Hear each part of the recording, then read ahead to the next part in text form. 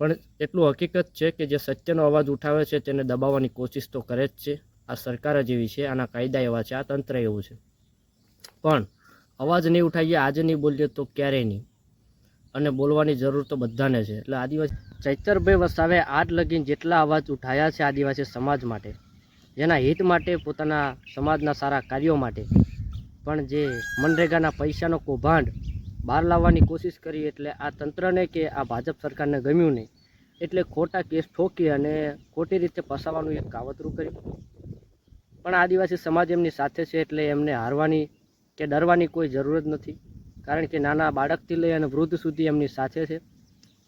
ડેડિયાપાડા અને ભરૂચ જિલ્લો આખો એમની સાથે છે, આદિવાસી સમાજ સાથે છે. એટલે કાર્યો સારા કરતા રહેશે.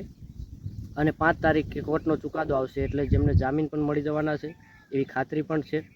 અને સારા કાર્ય આદિવાસી સમાજે એક એવો નેતા પસંદ કર્યો છે ને, જેનું નામ ચૈતર વસાવા. એક હાવજ છે, કિંગ છે, જે આદિવાસી સમાજ માટે હરેક હંમેશા રાત કે દિવસ જોયા વગર હર હંમેશા એમની સાથે ઊભા રહ્યા છે.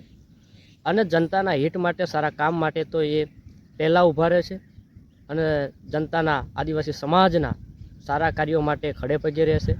એવા ચૈતરભાઈ વસાવા, હિંમતવાળા, જેને હું સાવજ કહું અને કિંગ કહું, એવા બહાદુર નેતા છે.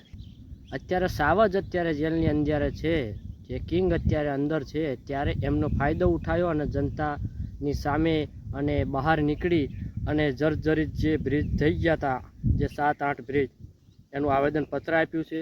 વાહ, કેવો ફાયદો ઉઠાવ્યો છે! અત્યાર સુધી તમને દેખાયું જ નહીં ક્યાંય. પણ કહેવાય